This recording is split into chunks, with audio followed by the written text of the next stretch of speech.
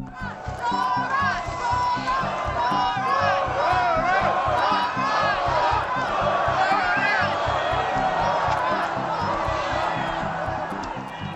fellow New Yorkers,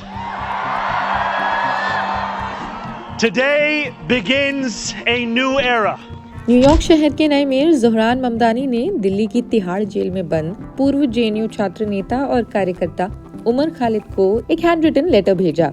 ये letter social media पर अब हेडलाइंस बना रहा है। ठीक उसी दिन जब ममदानी ने न्यूयॉर्क के पहले मुस्लिम और भारतीय मूल के मेयर के रूप में शपथ ली, उन्होंने ये पत्र भी लिखा।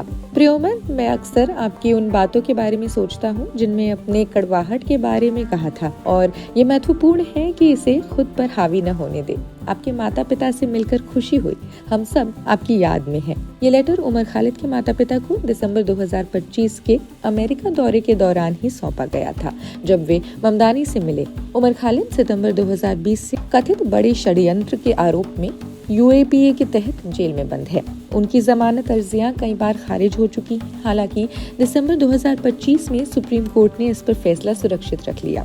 ये पहली बार नहीं है जब ममदानी ने उमर खालिद का समर्थन किया हो। 2023 में प्रधानमंत्री मोदी की अमेरिका यात्रा से पहले भी न्यूयॉर्क में एक कार्यक्रम में ममदानी ने खालिद की जेल से लिखी चिट्ठियों के अंश पढ़े थे और उनकी लंबी हिरासत की आलोचना कर दी। 34 वर्षीय डेमोक्रेटिक सोशलिस्ट ममदानी ने ग्रास रूट कैंपेनिंग से राष्ट्रीय स्तर पर पहचान बनाई और न्यूयॉर्क स्टेट असेंबली के सदस्य रह चुके हैं। उनकी इस चिट्ठी ने अंतर्राष्ट्रीय स्तर पर ध्यान तो बटोरा है, खासकर मानवाधिकार और राजनीतिक कैदियों के मुद्दों पर। तो ये थी न्यूयॉर्क से खास खबर। अब सुनिए ज़ोहरान ममदानी ने अपने पहले भाषण में क्या कहा। I, Zohran Mamdani, do solemnly swear that I will support the Constitution of the United States, I will support the Constitution of the United States, the Constitution of the State of New York, the Constitution of the State of New York, and the Charter of the City of New York, and the Charter of the City of New York, and that I will faithfully discharge the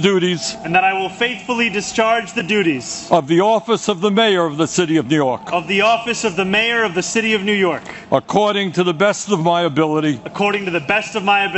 So help me God. So help me God.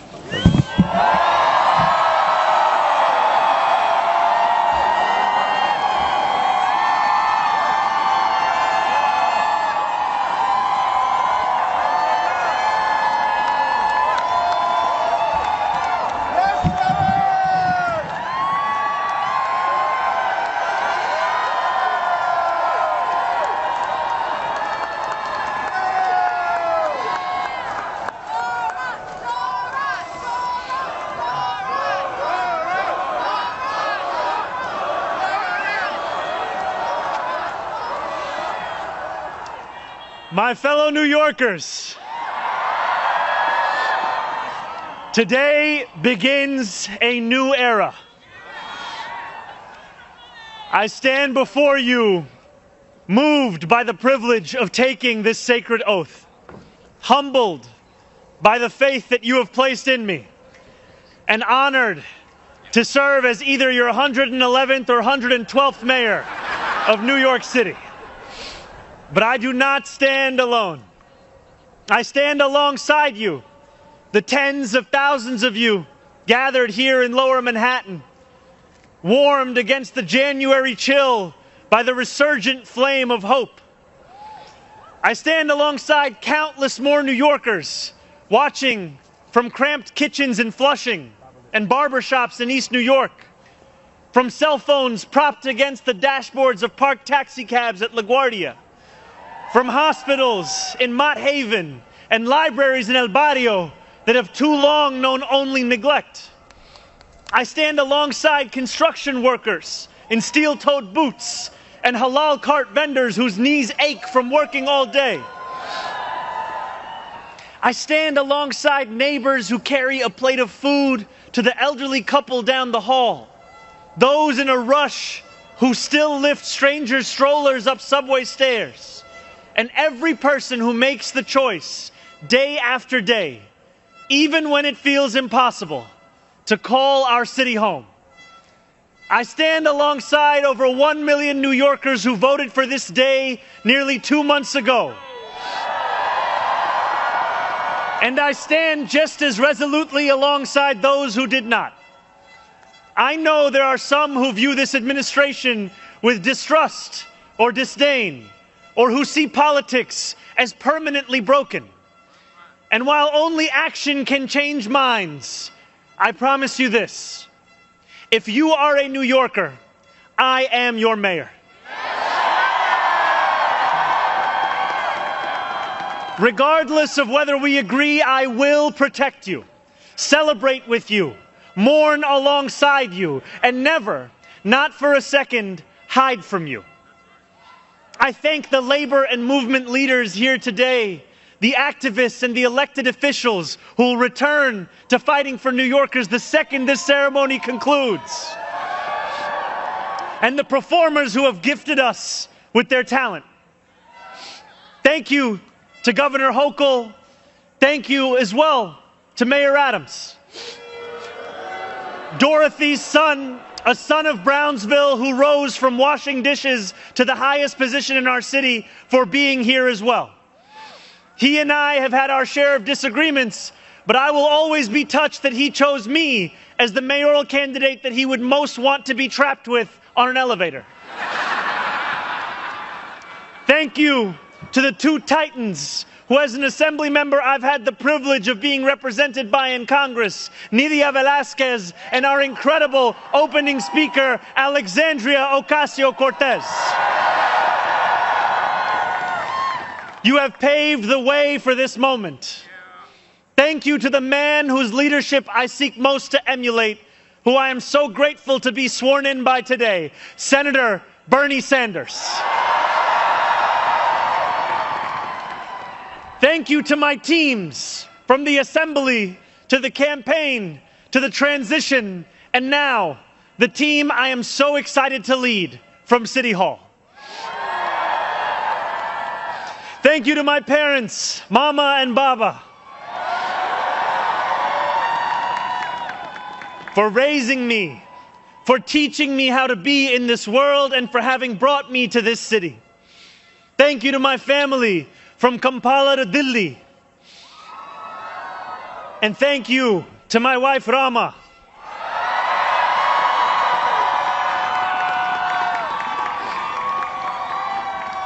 For being my best friend and for always showing me the beauty in everyday things.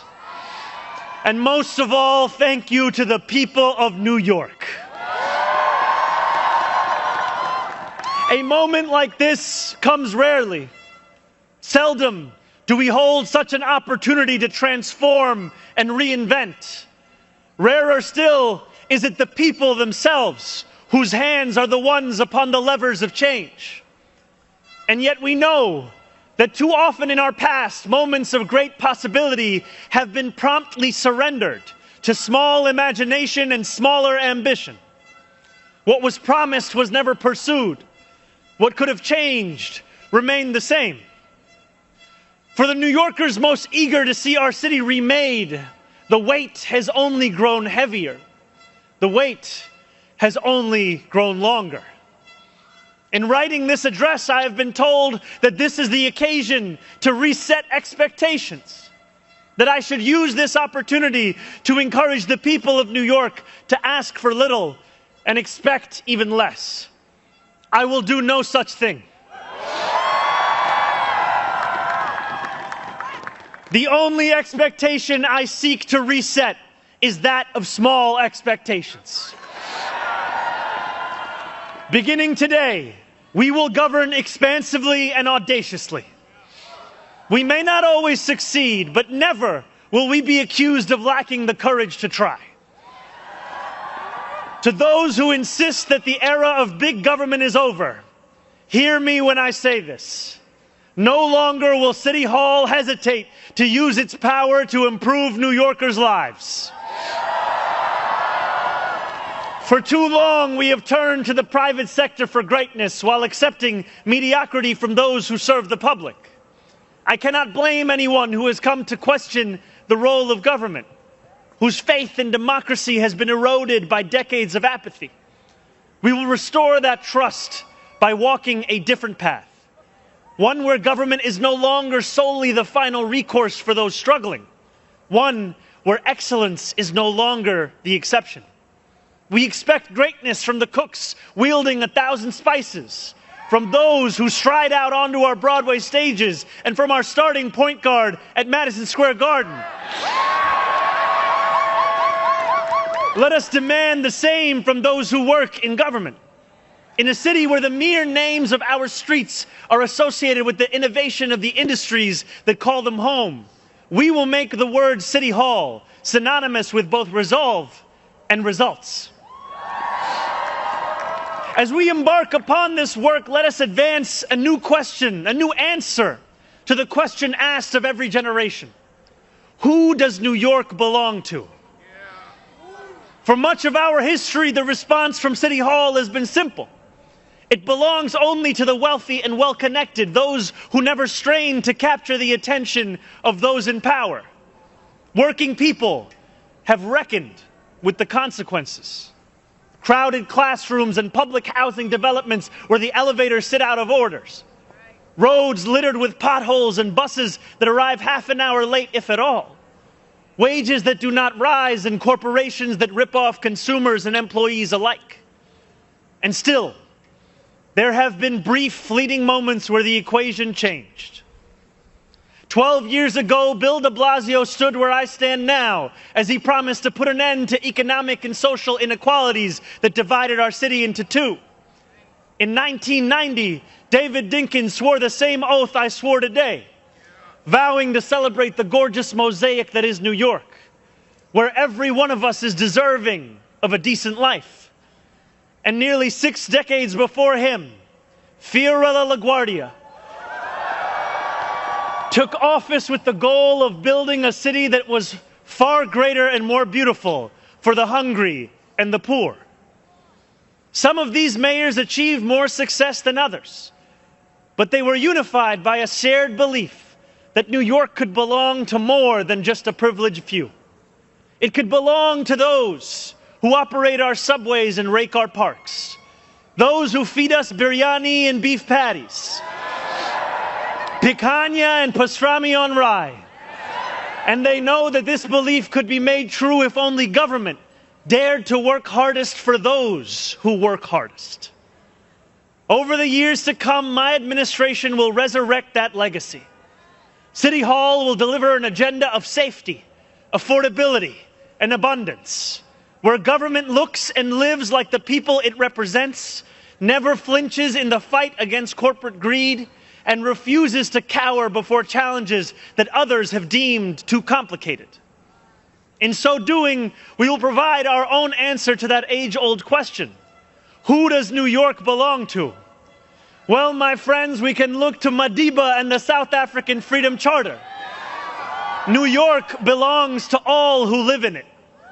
Together, we will tell a new story of our city. This will not be a tale of one city governed only by the 1%, nor will it be a tale of two cities, the rich versus the poor. It will be a tale of 8.5 million cities, each of them a New Yorker with hopes and fears, each a universe, each of them woven together.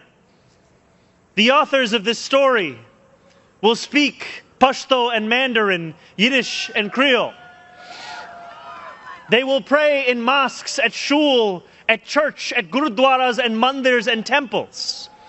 And many will not pray at all. They will be Russian Jewish immigrants in Brighton Beach, Italians in Rossville, and Irish families in Woodhaven, many of whom came here with nothing but a dream of a better life, a dream which has withered away. They will be young people in cramped Marble Hill apartments where the walls shake when the subway passes. They will be black homeowners in St. Albans, whose homes represent a physical testament to triumph over decades of lesser paid labor and redlining. They will be Palestinian New Yorkers in Bay Ridge,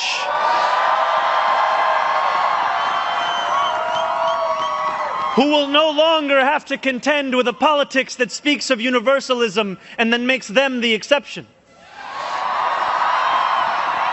Few of these 8.5 million will fit into neat and easy boxes. Some will be voters from Hillside Avenue or Fordham Road who supported President Trump a year before they voted for me, tired of being failed by their party's establishment. The majority will not use the language that we often expect from those who wield influence. I welcome the change. For too long, those fluent in the good grammar of civility have deployed decorum to mask agendas of cruelty. Many of these people have been betrayed by the established order. But in our administration, their needs will be met. Their hopes and dreams and interests will be reflected transparently in government. They will shape our future. And if for too long these communities have existed as distinct from one another, we will draw this city closer together. We will replace the frigidity of rugged individualism with the warmth of collectivism. If our campaign demonstrated that the people of New York yearn for solidarity, then let this government foster it. Because no matter what you eat, how you pray, or where you come from, the words that most define us are the two we all share: New Yorkers. And it will be New Yorkers who reform a long broken property tax system. New Yorkers who will create a new Department of Community Safety that will tackle the mental health crisis and let the police focus on the job they signed up to do. New Yorkers who will take on the bad landlords who mistreat their tenants and free small business owners from the shackles of bloated bureaucracy. And I am proud to be one of those New Yorkers. When we won the primary last June, there were many who said these aspirations and those who held them had come out of nowhere. Yet one man's nowhere is another man's somewhere. This movement came out of 8.5 million somewheres. Taxi cab depots and Amazon warehouses, DSA meetings and curbside domino games. The powers that be had looked away from these places for quite some time if they'd known about them at all. So they dismissed them as nowhere. But in our city, where every corner of these 5 boroughs holds power, there is no nowhere and there is no no one. There is only New York and there are only New Yorkers. 8.5 million New Yorkers will speak this new era into existence. It will be loud. It will be different. It will feel like the New York we love. No matter how long you have called this city home, that love has shaped your life. I know that it has shaped mine. This is the city where I set land speed records on my Razor scooter at the age of 12. Quickest 4 blocks of my life. The city where I ate powdered donuts at halftimes during AYSO soccer games and realized I probably was not going to be going pro. The city where I devoured 2 big slices at Coronet's Pizza, played cricket with my friends at Ferry Point Park, and took the 1 train to the BX10 only to still show up late to Bronx Science. The city where I have gone on hunger strike just outside these gates. Sat claustrophobic on a stalled N train just after Atlantic Avenue and waited in quiet terror for my father to emerge from 26 Federal Plaza. The city where I took a beautiful woman named Rama to McCarran Park on our first date and swore a different oath to become an American citizen on Pearl Street. To live in New York, to love New York, is to know that we are the stewards of something without equal in our world. Where else can you hear the sound of the steel pan, savor the smell of sancocho, and pay $9 for coffee on the same block? Where else could a Muslim kid like me grow up eating bagels and lox every Sunday? That love will be our guide as we pursue our agenda. Here, where the language of the New Deal was born, we will return the vast resources of this city to the workers who call it home. Not only Will we make it possible for every New Yorker to afford a life they love once again? We will overcome the isolation that too many feel and connect the people of this city to one another. The cost of childcare will no longer discourage young adults from starting a family, because we will deliver universal childcare for the many by taxing the wealthiest few. Those in rent-stabilized homes will no longer dread the latest rent hike, because we will freeze the rent. Getting on a bus without worrying about a fare hike or whether you'll be able to get to your destination on time will no longer be deemed a small miracle, because we will make those buses fast and free. These policies are not simply about the costs we make free, but the lives we fill with freedom. For too long in our city, freedom has belonged only to those who can afford to buy it. Our city hall will change that. These promises carried our movement to City Hall, and they will carry us from the rallying cries of a campaign to the realities of a new era in politics. 2 Sundays ago, as snow softly fell, I spent 12 hours at the Museum of the Moving Image in Astoria, listening to New Yorkers from every borough as they told me about the city that is theirs. We discussed construction hours on the Van Wyck Expressway and EBT eligibility, affordable housing for artists and ICE raids. I spoke to a man named TJ who said that one day a few years ago, his heart broke as he realized that he would never get ahead here, no matter how hard he worked. I spoke to a Pakistani auntie named Samina, who told me that this movement had fostered something too rare: softness in people's hearts. As she said to me in Urdu, "Logo ke dil badal gaye hain." 142 New Yorkers out of 8.5 million. And yet, if anything united each person sitting across from me, it was the shared recognition that this moment demands a new politics and a new approach to power. We will deliver nothing less as we work each day to make this city belong to more of its people than it did the day before. Here is what I want you to expect from the administration that this morning moved into the building behind me. We will transform the culture of City Hall from one of no to one of how. We will answer to all New Yorkers, not to any billionaire or oligarch who thinks they can buy our democracy. We will govern without shame and insecurity, making no apology for what we believe. I was elected as a democratic socialist, and I will govern as a democratic socialist.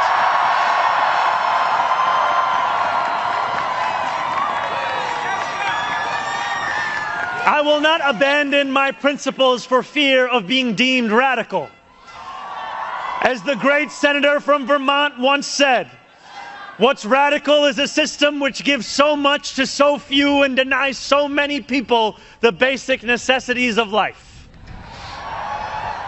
We will strive each day to ensure that no New Yorker is priced out of any one of those basic necessities.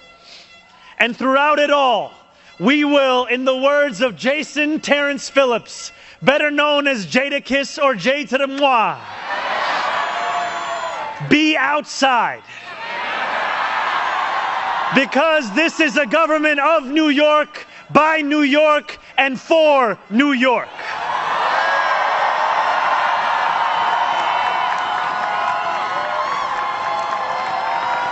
Before I end, I want to ask all of you, if you are able, whether you are here today or anywhere watching, to stand with me. I ask you to stand with us now and every day that follows. City Hall will not be able to deliver on our own. And while we will encourage New Yorkers to demand more from those with the great privilege of serving them, we will encourage you to demand more of yourselves as well. The movement we began over a year ago did not end with our election. It will not end this afternoon. It lives on with every battle we will fight together. Every blizzard and flood we withstand together. Every moment of fiscal challenge we overcome with ambition, not austerity, together. Every way we pursue change in working people's interests rather than at their expense, together. No longer will we treat victory as an invitation to turn off the news. From today onwards, we will understand victory very simply. Something with the power to transform lives, and something that demands effort from each of us every single day. What we achieve together will reach across the 5 boroughs, and it will resonate far beyond. There are many who will be watching. They want to know if the left can govern. They want to know if the struggles that afflict them can be solved. They want to know if it is right to hope again. So standing together with the wind of purpose at our backs, we will do something that New Yorkers do better than anyone else. We will set an example for the world. If what Sinatra said is true, let us prove that anyone can make it in New York and anywhere else too. Let us prove that when a city belongs to the people, there is no need too small to be met, no person too sick to be made healthy, no one too alone to feel like New York is their home. The work continues. The work endures. The work, my friends, has only just begun. Thank you.